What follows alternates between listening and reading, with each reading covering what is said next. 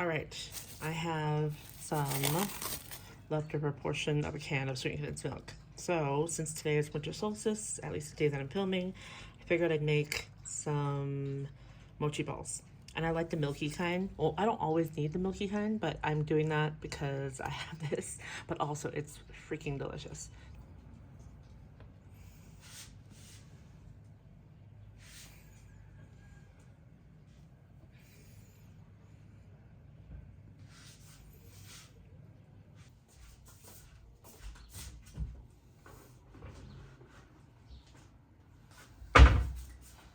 One of the things I really like about when I'm doing mochi is that you can take your liberties with things. It's not exact because there's not a lot of leavening, right? You don't need the specific ratios for things to leaven correctly. Texture matters, but a lot of that work is actually from the flours itself.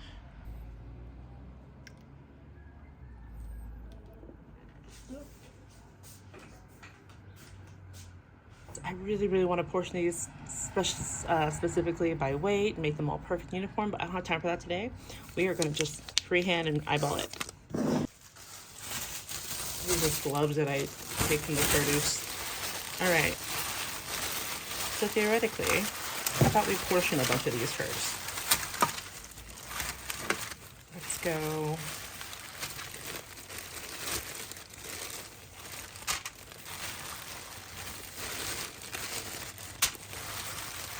Okay, I think I'm getting an idea of what portion size I want. Flatten them.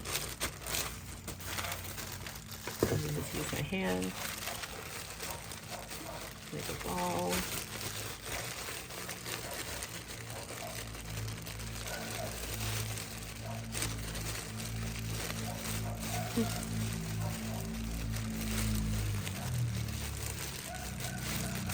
Done. Okay. Follow it up a little bit before you toss it in the flour.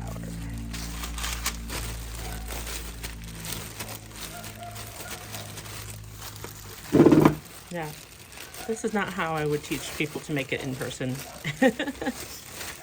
We would have gloves and I would portion these out to be the same size. And we would attempt to roll them into circles before we started because then they look prettier. But there we go. But you know what we're doing here. You get it. Oh, this is a little small.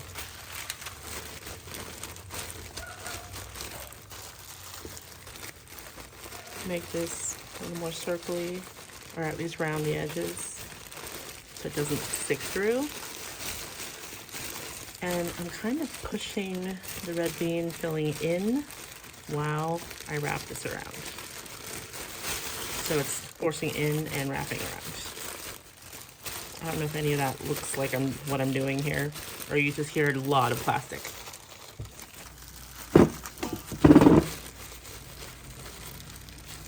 Okay. It's funny kind of making this video like, don't do like I do. Because you really don't want your filling to have any corners. You want it to be all rounded so that this ends up all rounded, but I'm not doing too much to fix that right now. I'm pushing it down a little bit, but obviously spheres are best. Should I even post this video? Should I just make another one? I don't know. Feels like all I'm doing is like, don't do this.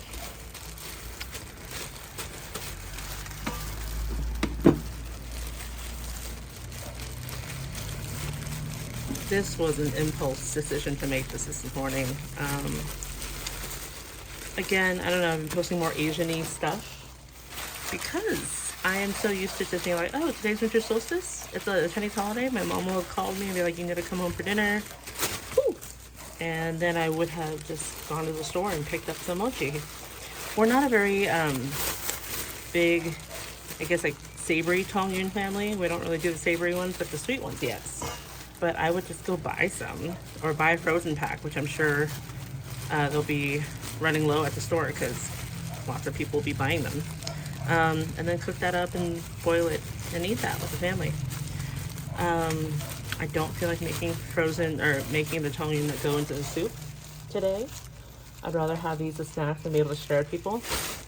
And when I mean shared people, I mean people have no idea what this is and why we're eating them. So having a dry snack that's not in a soup, having to explain that would be a lot easier.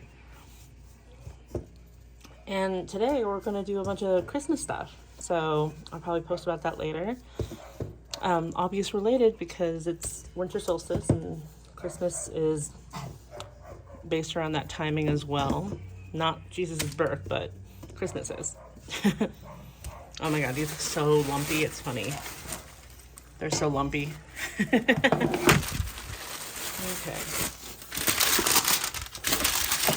I'm guessing as I go here. I think plastic wrap would be better, but I tried this out first because I had it here. But it also doesn't stick, which is great. I think I need half. 2 half at a time. It is starting to stick a little less, which is great. So I'm less rolling it and more squeezing it.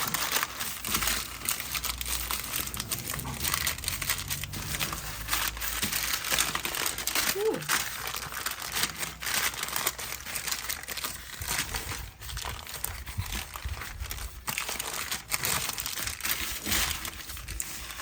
Since this is my first time making this, I'm sure the next time I make it, I will have another way of doing it that might be better.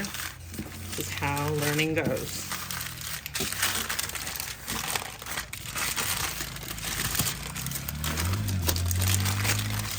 But I bet whoever you make this for won't care. They're going to love it no matter what. So, it's not a perfect roll, but we're going to roll it in the flour anyway. So, what I'm going to do is I'm taking this toasted glutinous rice flour, coating it so it's not sticking at all anymore. Ta-da! I'll hopefully get some of this on my cutter. It's like portioning gnocchi. There we go. A little more flour to get the middles. You can leave it as is, or you can make them circles or spheres. That's what I'm going to do today. Leaving them as is. Oh, and even though these shouldn't stick immediately when they touch because we've coated them, the mochi dough still has some moisture, so it'll eventually might stick a little. So I'm gonna keep them purposely not sticking, touching for now. I don't think I have room there. We'll stick them on here.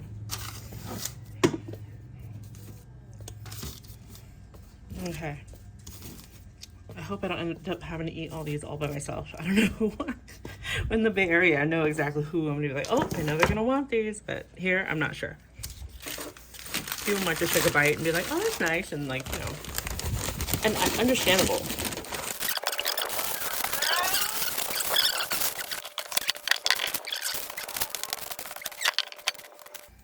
Okay. Okay. These are definitely not perfectly round. They're not perfectly portioned, but they're so soft and gooey and fresh and delicious. So here, I'm gonna take a bite.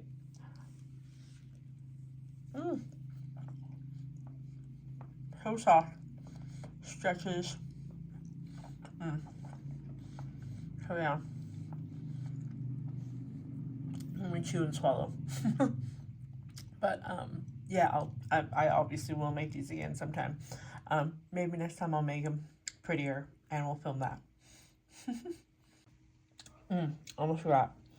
These have to be kept really, really well wrapped. So you don't want this chewy, softy gooiness to go away. So when I wrap these up, I triple cater wrap them. Or you can put them in a plastic bag and like make sure it's really well sealed. Also want to give these some love. Look at that. Hold on. Let me focus. Look at that. Soft. And you pull these. I'm only using one hand, so. So stretchy, so soft. These are dangerous.